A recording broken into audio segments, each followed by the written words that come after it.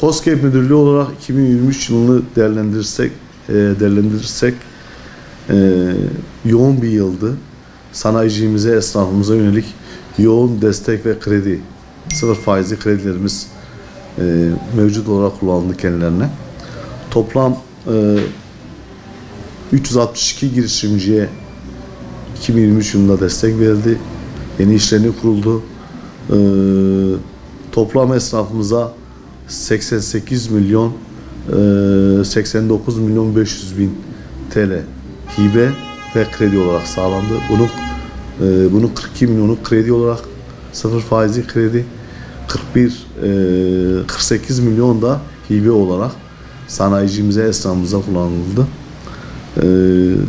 Toplamda 780 işletmemize, esnaf ve işletmemize destek sağlandı. Bu destekler sonucunda KOSGEB Batman Müdürlüğü Türkiye genelinde 19. sıra yerini aldı. Yani bu ne demek? 30 büyük şehirden 11'den daha fazla destek vermiş Batman. Toplamda Türkiye 19. oldu.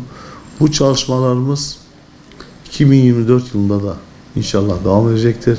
Esnafımıza yönelik, sanayicimize yönelik, İslam'ı artırmaya yönelik projelerimiz ve çalışmalarımız devam edecektir.